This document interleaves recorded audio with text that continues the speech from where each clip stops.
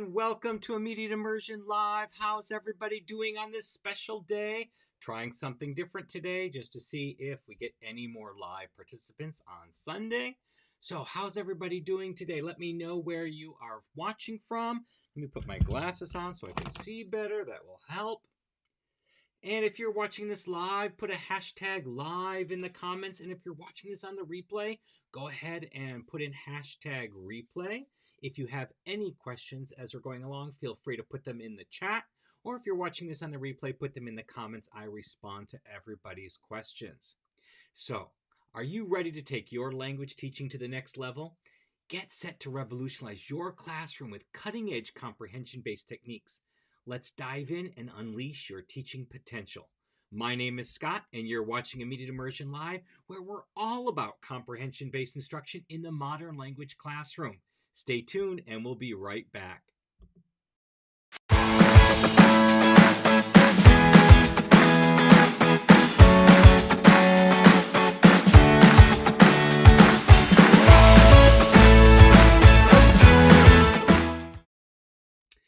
Hey everybody, welcome back. I'm glad you're here with me on a Sunday, I know, but I thought we'd try something different and see if we get any more live participants. We always get quite a few participants after the fact, so I'm thinking Monday might just be the wrong day. So we're going to try a couple of days and see what works best for everybody's schedule, because I want to share this information with you and make sure it's helpful for everybody. And if you like what you're watching, what you're seeing, and if you haven't already done so, please like and subscribe.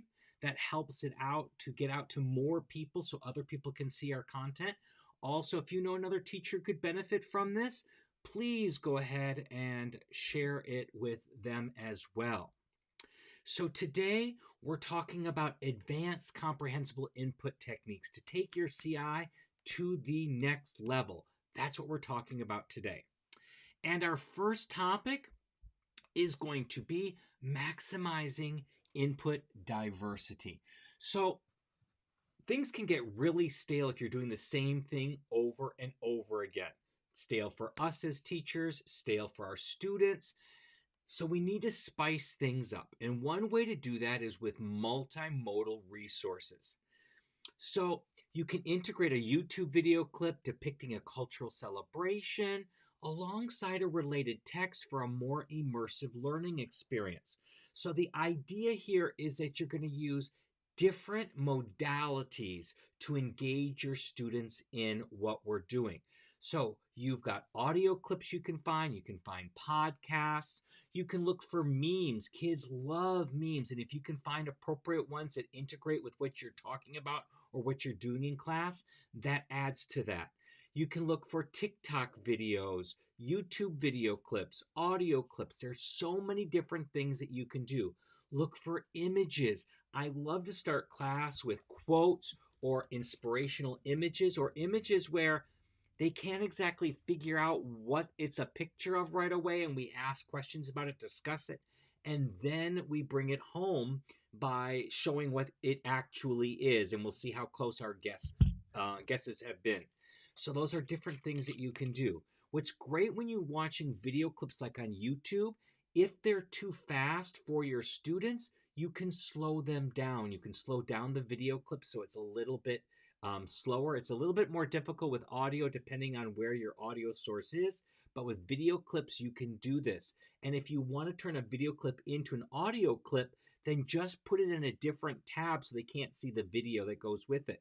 But if you want the video to help comprehension, you can show the video. You can also often add closed captions to the bottom of the video. So I prefer to put the closed captions in the target language with my short video clips because I'm there to make it more comprehensible. They don't need the translation. I can work on that with them, but I want them to see how the sounds and the words match up so they can kind of see how that works.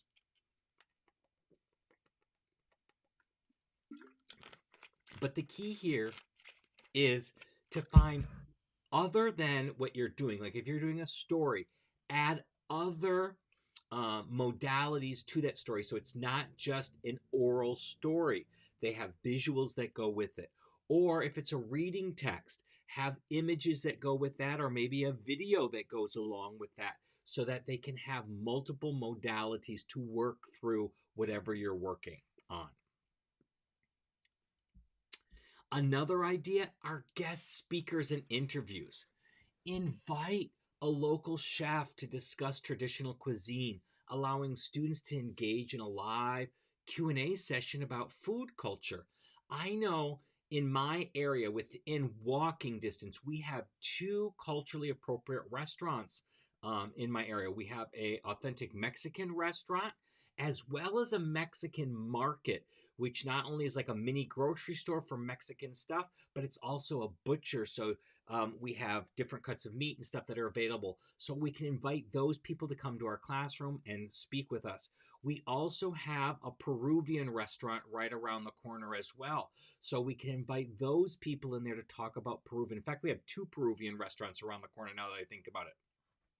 So it's great for them to be able to invite these speakers in. Maybe they can't physically come in, but maybe you can do like a FaceTime chat or a Zoom chat with them, and kids can talk to them and ask interview questions about them in the target language, and they can learn about food or culture or the language. Or if you want to maximize the engagement with your ESL, your English as a second language population, perhaps you're teaching French and there are some French students in that class who speak French natively. You can invite them to visit your classroom and have talks with your students, or Spanish students. Or if you're teaching Mandarin, maybe you have some Chinese students who can come in and speak to your students. So that's another way to do that. A third way would be to set up a video interchange with a sister school in a country that speaks the language that you teach. So you can look for those schools, put a thing out there on Facebook maybe, to find the schools that work with you, or maybe you already have a sister school that you can work with. And because the time changes, it probably won't be a synchronous activity where they can ask questions live, but perhaps they can record a video about some topic, and then your kids can follow up with a video of questions, and then your kids can do it in English, give a video for them, and their kids can then ask your students questions in English. So it's an exchange in practice of the languages. So it's a great activity to do, and there's all different varieties of ways of doing that, but that's a great thing. And if you want to do the asynchronous route, flip.com is a great resource. It's a free resource. It's completely paid for. You don't have to worry about it. And kids can record video questions. They can have videos on there, and you can do a private exchange so that nobody else has access. So that's another great way to do those kinds of things. Lastly, on our multimodal talk is cultural immersion activities. So you can organize a virtual tour of a historical site in the target language country, followed by a discussion on its significance. So lots of museums around the world will have virtual tools where I keep saying tools, I mean tours. You can go virtual tours, go on their website, they have virtual online tours that you can take, and then you can talk through these things in the target language. Or choose a city, a historical city, and actually tour it using Google Maps. If you go to street level view and use the little character there, he's called Pegman, and you can move him throughout the city, hitting all the different historical sites that could be their cultural relevance, and you can talk about those. So let's say if you're visiting Paris, you can go to the Eiffel Tower, the Arc de Triomphe, Champs-Élysées. You can go to these places, visit them virtually as you talk about it in French. You can teach them directions, like we're going to be making a left here, we're going to be making a right here, we're going straight down the street. You can see the street signs, you can see what is right there. There's a boulangerie right next door. There's all different kinds of things that you can talk about as you're experiencing all of these things. And it's a real way to immerse students in the places that they aren't physically able to go to, at least at that moment, from within the classroom. And it's a really fun way to do this. You can easily spend a week touring a capital city, or a city of cultural relevance. It might not be a capital or a big city, but it might have some historical or cultural relevance that you want to explore before talking about that piece of culture. So it's another great way to be able to practice those things and engage your students in the language in a different way at a higher level. It's different than what you're already doing so that it looks different to them, but you're still providing comprehensible input for your students so they can feel really engaged. And depending on the level of your students, you can ratchet up or ratchet down the language to make it comprehensible for them. And again, if anybody has any questions, please feel free to put them in the chat. It's really, really helpful. Next, let's go ahead and talk about personalization. Whoops, I think I missed a spot here. Oh, no, I did. Okay, fine. I was going to look at the wrong thing. Personalization and differentiation. We know that when you personalize the content of what you're teaching, students are much more highly engaged. They don't want to hear about Marie or Jose or Gustav. They don't know who those people are, and they just don't care about them. But talk about their friends, kids in the class, or themselves, and the engagement goes up. I know one simple tactic I can do to improve scores on assessments is to keep the reading or the listening story exactly the same, but just change out the names for the kids in the class. And when you do that, the engagement goes up and the scores go up too because they have just a little bit more interest. So we know this. So how can we do this more with our students? One of the things that we used to do way back in the beginning, and some of us still do it, but I got away from it for a while because I'll explain it in a minute. But what I'm talking about is student interest surveys. I used to do this. I used to have a survey, a whole page where my kids would fill out questions about their favorite artists, their favorite types of music, their favorite movie, those kinds of things. The problem was I would read them at the beginning of the year and I would forget all about them. And then I could never incorporate that information, so it was just wasted. It was an activity that really didn't have a fruition for me because my memory could not keep track of all of those things. So what I found worked for me was getting that information live in class. So asking those questions live in class. And then it stuck with me when we were really engaging in that content because it wasn't a one-off question. When I asked them what their favorite movie was, we had a discussion about that. Why was it your favorite movie? What kind of movie was it? Did you first see it in the movie theater, or did you see it like on a video rental or something like that? Who did you see it with? What food did you eat while you watched it? All of these questions I can ask, and it stuck in my head. But since then, I have harnessed the idea of using Google Forms. So when you use Google Forms, it's a digital form that the kids fill out answering the same questions they would on a piece of paper. But the beauty of it is you can have all the answers automatically put in a spreadsheet. So then I can sort and search. So if I need, like we have a story coming up about skateboarding. So I can go ahead and search for all the kids who chose skateboarding as a hobby. So I know who to target in my classroom. Or we're doing a music thing. So I'm going to go ahead and I'm going to sort all my kids who like this type of music so that we can have a conversation about that. So it's much easier and I don't have to remember all the information. And whenever I'm searching for it, I can go ahead and find it right away. I want to find out who my birthdays are in April. All I have to do is go ahead and sort birthdays by month. And then I get all my April birthdays. I can plot it on my calendar so we can do something special. It makes it so much easier when everything is in a Google form and then I use the results in a spreadsheet. It makes my life so much easier. But when you have this information, then you can create your story asking activities or your reading, and you can bring them in. And if you discuss these with the students,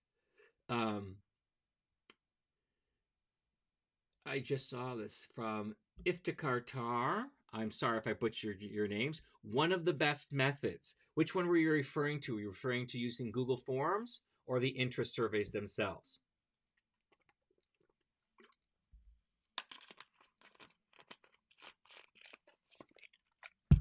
And thank you for joining us, Iftikhar.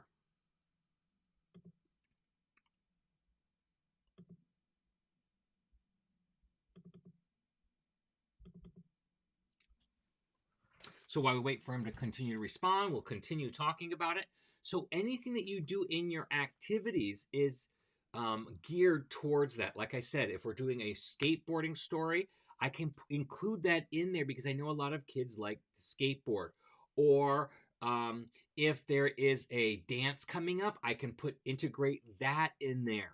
So I can make that really part of my classroom. And so it looks like it's the content was designed specifically for my students, and the actual root story was the same story I used last year and the year before. I just change up certain parts of it so it looks like it's fresh and applied to the students that I have sitting in front of me today. Also, when you're having these discussions and you're finding these information, I find when I talk it out with students, it sticks in my head better. Comprehension and put through stories. Absolutely, Iftikhar.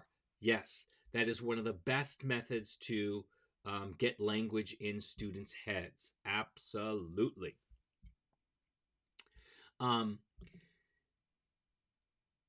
So when I'm talking with these kids, I get this stuff in there and I know to add them in there. We have these little personal stories that this kid has shared with me. That I can go ahead and add in.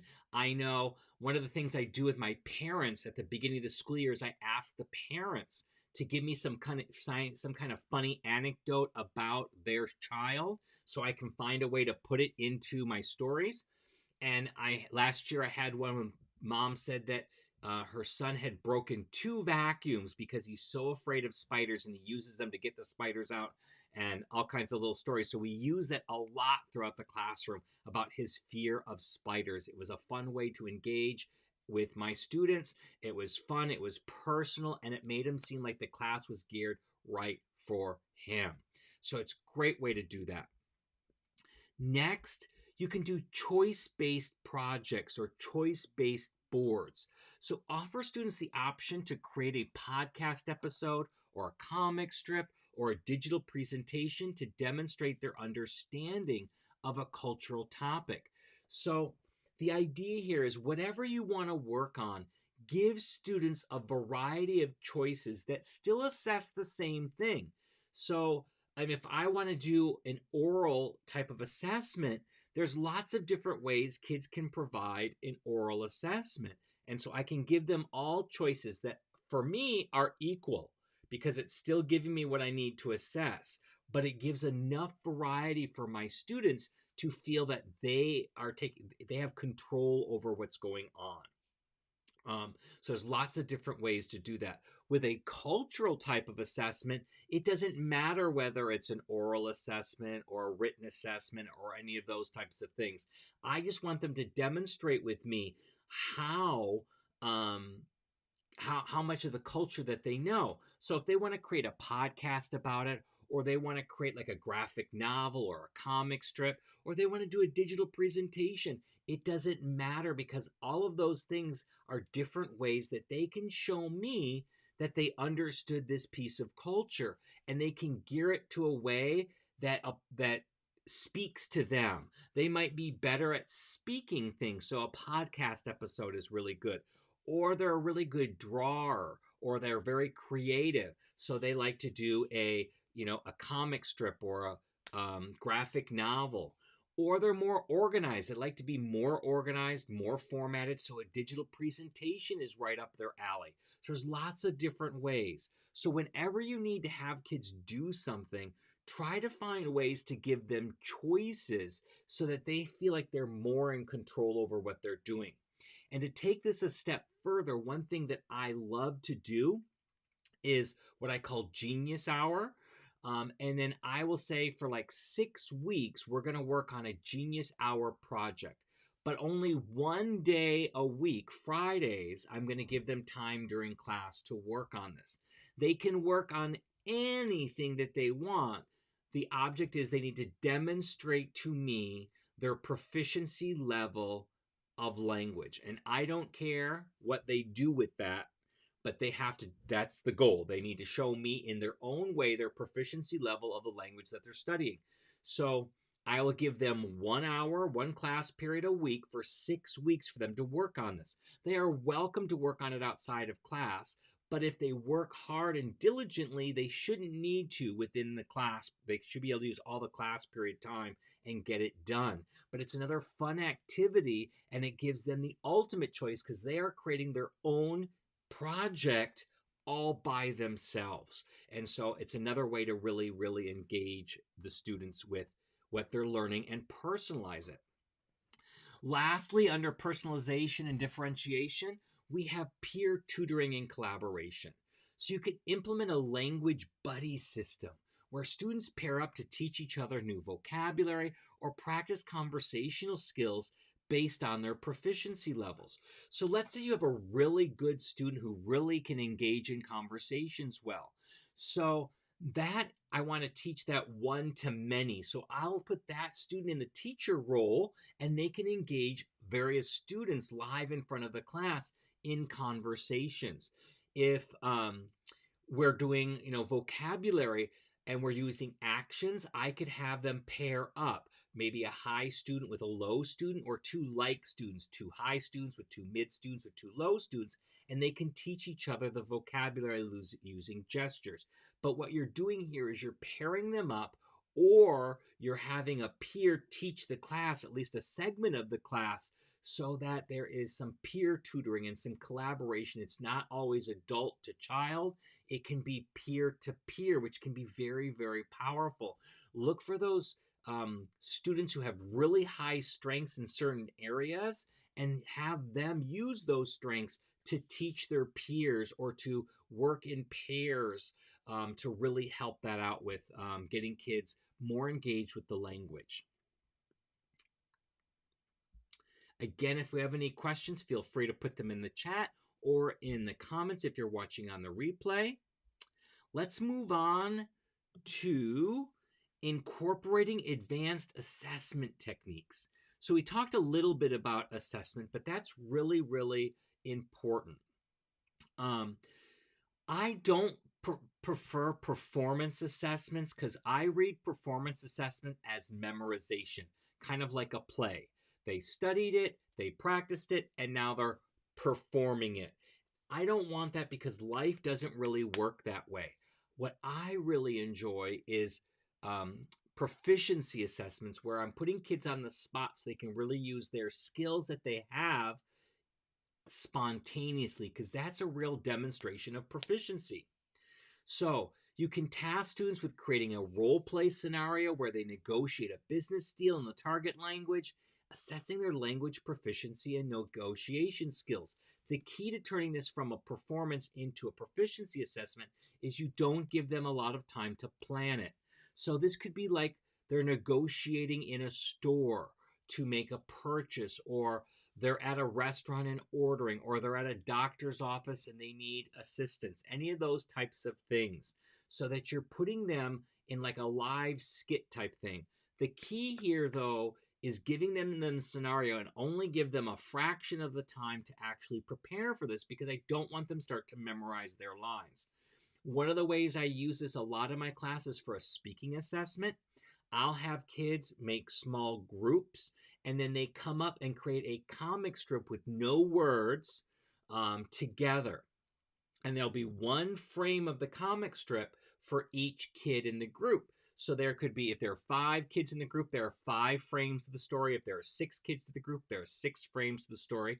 I don't care who creates the story. They could do it collaboratively, or each kid can add to the story and create their own frame, but it must be one cohesive story.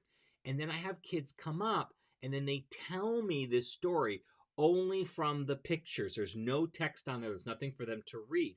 One kid tells me one frame from the story, then they pass the paper on to the next kid and they tell me the next frame. And when they're finished, I have a complete story and I can assess them on their speaking skills. That's a really great way to do this. And I only give them 7 minutes to not only find their groups, come up with their story idea, and draw it so that they don't have time to memorize their lines. I tell them, don't work on the artwork. That's not the point. The only reason you're drawing anything is to give you a hint of what to say. I'm not grading you on artwork at all. So kids, don't spend all your time drawing. Use your time to collaborate with your story, figure out what you're going to say, and then let's get to it. It goes really fast. I really enjoy this, and I can get a class of 45 students out in 45 minutes and have everyone assessed by the end of the period. It's great. Another idea is portfolio-based assessments. So you can have students compile a digital portfolio showcasing their language learning journey, including audio recordings or spontaneous conversations, written reflections, and samples of their work throughout the semester. The first school I taught at over 20 years ago, we had something called the electronic portfolio. And kids were supposed to contribute things from all of their classes over their 4 years of high school. And at the end, they would be turning this in as a senior, as one of their senior projects they had to do to graduate. Back then in the early 2000s, we did not have the tech tools that we have today. So it was much harder for them to really create this and make it really interactive. It's much easier today. Our cell phones now have video capabilities. Back then they did not. We were still back in flip phones back in the early 2000s. And any flip phone that had a camera, the camera was really awful. I don't even think they took video back then. I don't remember, but I don't think they took video. I think it was only images. So they worked with PowerPoint back then and tried, usually it was just screenshots of things. Not screenshots because they didn't have that. They would take like a picture from a digital camera and put it up there, and that's what they would share up there. So it really wasn't a lot of things. They would scan things, that kind of stuff. But nowadays we can do so much more. Kids can record an audio file. Kids can put an image file. Kids can put a video file in there. They can include their work. They can take screenshots of their work.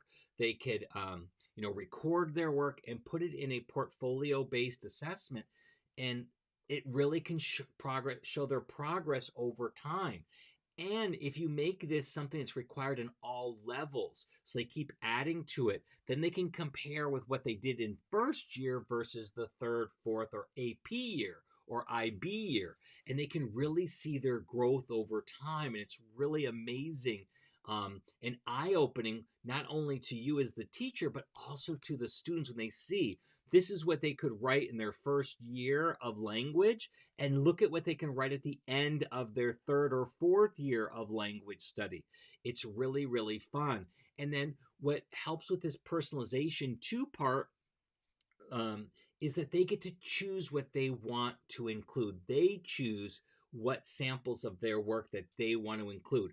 You're going to have requirements like you need to have at least 3 speaking samples and maybe 4 writing samples, and you put whatever you want in there. But they get to choose which writing samples and they get to choose which speaking samples so they can highlight their best ones. And it's a really fun and creative way for students to engage in the language and show the progress of their learning. Next, let's move on to formative feedback loops. So here, you can conduct regular one-on-one conferences with your students to provide personalized feedback on their language usage, pronunciation, and areas for improvement. Think like, in elementary school parent-teacher conferences. So you don't want to do this too much because it can take up a lot of time. So I'll have, it could be on the days that the kids are working on their Friday Genius Hour, where I'll pull a kid for maybe 5 minutes tops, and I'll just talk to them one-on-one, not in the target language here. We're just talking about, their progress towards proficiency in the language, what they could work on, what they're doing really well, so that they can really learn and improve. And so that's going to be a really, really fun activity for them because they're getting some personalized attention and you're collaborating and you can find out. You can ask them too, what areas do you think you need to work on? What are you struggling on in the language? So it's a really fun way to do that. If you want more time with the student, then I wouldn't do it during class time. I would try to schedule maybe a 10 or 15, but 15 minutes is the absolute max because you don't want to overwhelm them and have them come in during lunch or before or after school, whatever works for your and their schedule to get these in. And I would probably do these no more than once a month, and that may be a little too much. So 6 weeks to every other month is probably the best schedule there. So you're not taking up a lot of their time and your time, but you're still giving them that formative feedback that they so desperately need to improve. Again, if you're finding any of these things helpful, please like the video so that other people can see that we're engaging with this and it shows other people that there are people interested in what we're talking about and it gets out to more people. So next, let's talk about scaffolding for complexity. This is one of the biggest things that I see beginning comprehensible input teachers struggle with. They go there, my kids are still speaking in simple, short, choppy sentences. And then I ask them, well, what are you speaking in? Well, they say short, choppy sentences. Well, how do you expect your students to be able to get beyond that if you're not giving them a place to grow? If you're not giving them examples of medium and long sentences? So there's lots of different ways to do this, but one of the ways that I do it is I start with a short, choppy sentence, but then I also will link a couple of short, choppy sentences together to make a medium sentence or make a complex sentence with a because, a therefore, or a since. And this way, the kids who are really there, they're barely there at the short, choppy sentences, they can understand everything because the medium and long sentences don't introduce any new information. They just link together previously short, choppy sentences, but they're hearing them. They're not ready for them yet, but their brain is hearing them and absorbing them so that they know where their next step is, and so they have a place to grow. And then for the kids who are at the medium sentence stage, they're hearing the advanced sentences, the complex sentences with therefores, becauses, sinces, with more details and more complexity. They're not ready for them just yet, but they're hearing them. So the brain is still absorbing them and it's storing it away for when they're ready to be able to use those. If you don't give that ladder of success for the students, they're never going to be able to grow from where they are. So you always want to have that. I'm always using short, choppy, medium, and long, complex sentences in a variety of different ways so kids are hearing them, but keeping in mind that my medium and my long, complex sentences aren't adding any new information. They're just taking the previously short, choppy sentences and making them more complex. Another idea is a gradual release model. So here you begin with a teacher-led comprehension activity and then transition to small group discussions where students analyze and interpret a complex text, ultimately culminating in a collaborative project where they can apply their understanding in a real-world context. So here, we're starting with something really big, and we're having a whole class-led discussion on this, and we as the teacher are making it really, really comprehensible. But then I'm going to have the kids break off into small groups, and then they are going to take a chunk and really go deep with that particular chunk in trying to understand it, relating it to the real world. And then there are task-based learning, where students could be planning a hypothetical trip to a French-speaking country or Russian-speaking country, where they must research transportation options, accommodations, cultural activities, and they're practicing language skills in a meaningful and practical way. There's a goal for them to use the language, and then they have to do this all in the target language, and then they must create a whole document about this, or whatever the task might be, whatever is appropriate to the task. But they're doing the research in the target language and they're finding it out. And because there's a concrete goal at the end, the kids don't feel like they're learning language for language sake. They're actually learning language for a purpose. So when you give appropriate level task-based assignments, they can really go into them full on in the target language and really engage with the language in the culture to be able to complete these tasks. And lastly, in this little category, we've got the recycling and spiraling of content. So we're always recycling and repeating in language classes. We want to always integrate previously learned vocabulary and grammar structures into new contexts, such as incorporating familiar phrases into a creative writing assignment or using them in a spontaneous class debate. The reason for this is when students can only use vocabulary and grammar in the same context in which it was learned, that is a performance assessment. That's low level on Bloom's taxonomy, and that's not really showing a level of proficiency if they can only use that vocabulary and grammar in a similar context to which they learned it. Our goal is for them to learn the vocabulary and grammar in a specific context, the one that we use in class, usually a story. But we work it so much that the kids acquire that vocabulary and grammar so well that it doesn't matter in which context we assess it or ask them to apply it. They're able to take that learned vocabulary, acquired vocabulary and grammar, and use it in new and different contexts. That is the definition of proficiency, where they can take their knowledge and use it in new and different ways. Because now it's really stuck in there. It's not stuck in this one little room of the context we taught it. It can now open up into the world, and they can use that vocabulary and that grammar in any context in which they find themselves. And so this is really, really important. This is why I never assess a retell, because that's just regurgitating the learned vocabulary and grammar in that single room, in that specific context. I want them to be able to use it in a new context, in a way that we didn't talk about in class, to see if they can really apply it to something new. So I'll ask them to give me a new ending, or our story ended here. Tell me what happens the next day in the story, or tell me what happened in the story before the story started, or write your own story using this vocabulary and this grammar. So I can really assess their proficiency level, how well they can use what they've acquired outside of the context in which it was taught. So that's really the definition of proficiency. Lastly, let's talk about fostering autonomy and metacognition.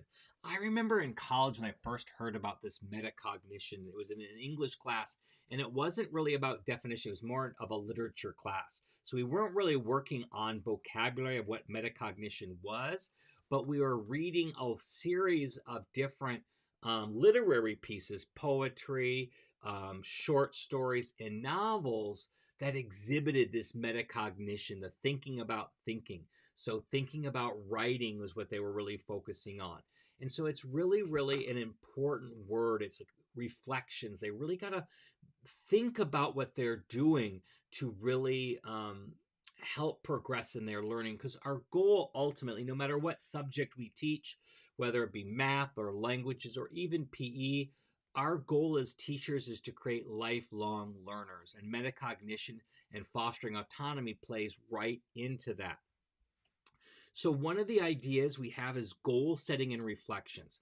Every Friday as a warm-up, I have my students answer a reflection question about their learning in English. I don't want them to do it in the target language because it limits their ability to express themselves. And I get so much feedback from reading what they write, and they get so much out of it because they're thinking about their learning processes.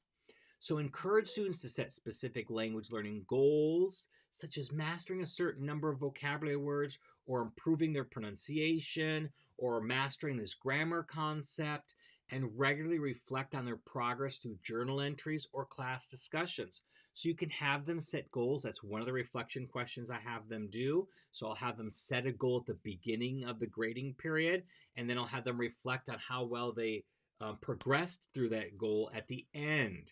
But then in between, I could ask them questions like, what activities are helping you learn the most and why? Which activities aren't helping you very much and why? Um, what areas are you struggling with in the language and why? And what can I do as a teacher to help you with those? What can you do as a student to help yourself with those? These types of questions, I have them do it. I give them about 5 to 7 minutes to fill out these reflection questions every week. And then I can read through them and I get tons of great feedback, tons of great ideas on ways to help students, what activities seem to be working, which ones aren't. And if I know one's working, but kids don't think it's working, get a lot of kids who say this isn't working for them or they think it's not working for them, then I can have a dialogue with them and explain to them how it is helping. They just don't see it the way that we do as teachers of the language.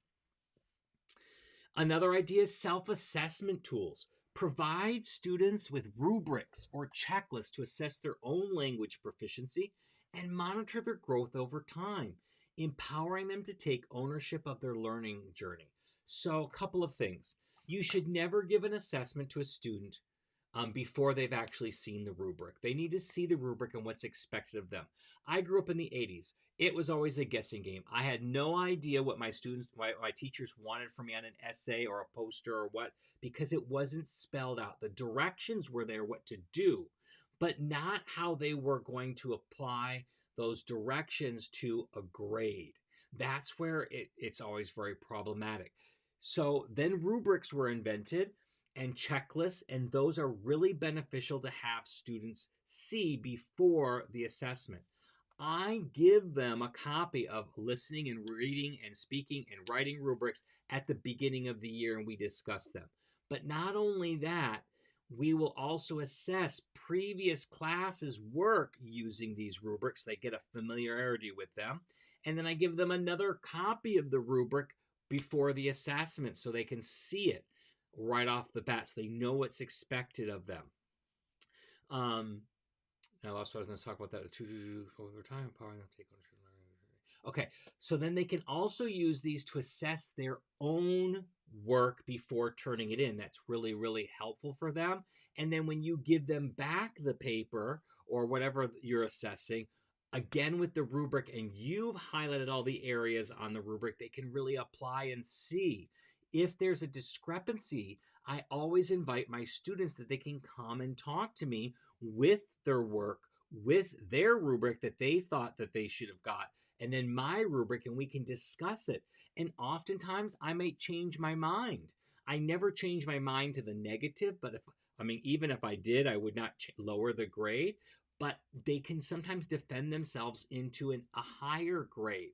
And I let them do it to express themselves. It's really important because they have a full understanding of how these rubrics work so that they can really say, well, I hit this point, and this is how I did it. And it really makes it really nice that way. And then there's metacognitive strategies. So you can teach metacognitive strategies like self-questioning. Did I understand the main idea? Summarizing. Can I explain this concept in my own words? And monitoring comprehension. Am I following along with the conversation? So a lot of different, what's the word I want to look for? Learning strategy classes. I can't think of the word. Study skills. That's what I'm looking for. Study skills classes teach kids to, like, when they're reading directions, to underline keywords or circle different ideas so that they really make sure that they're understanding the directions and what they're asking them. So you can tell them always, these 3 questions can really help you think about your work and think about where you are in the proficiency flow. Can I explain this concept in my own words? Did I understand the main idea? Am I following along with the conversation?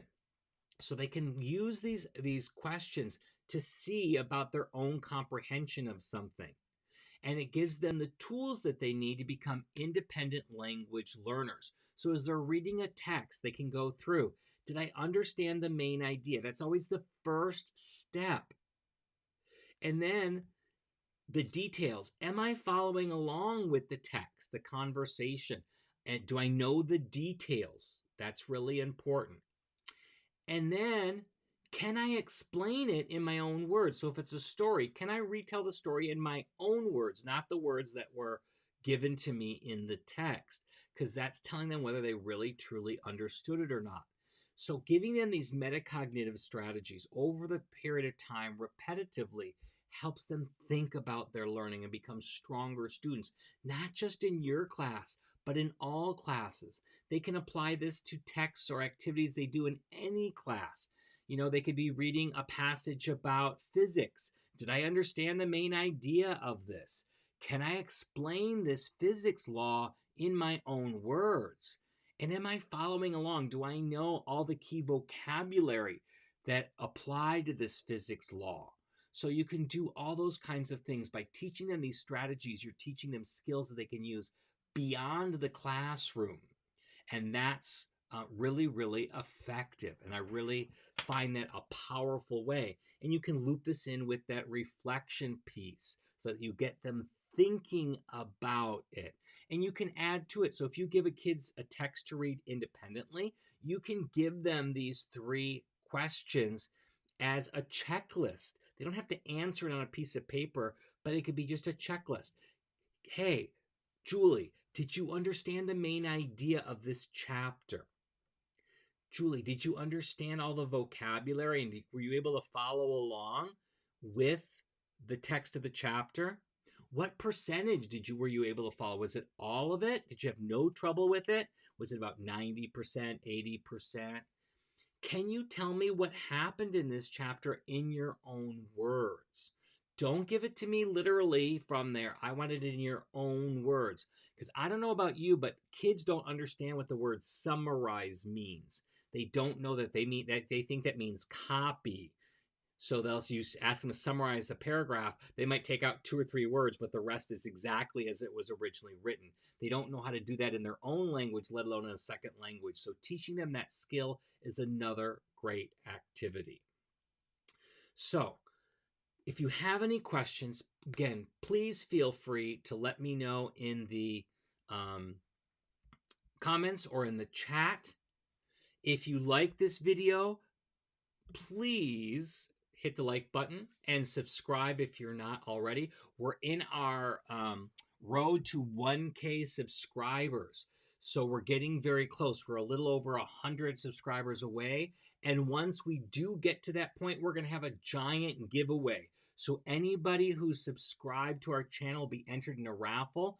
And we're giving a variety of prizes, including a lifetime subscription to our Comprehended conference. So every year you will get a 12-month access to each year's conference. We're also giving away a lifelong access to our webinar club. So that's normally a monthly or a yearly subscription to access all of our individual webinars, but you'll get a lifetime subscription to that. So you get access to all of our webinars for life. Those are 2 of our top prizes. We have lots of prizes that we're offering for subscribing to our channel to get us to that 1K. Again, if you have any questions, please feel free to put them in the comments. Also, let me know which of these ideas that I talked about today, which of those is the one that you are most excited to try. Put that also in the comments. Remember, if you watch this live, type in #live in the comments. And if you watch this on the replay, type in #replay so I know you're watching this on the replay.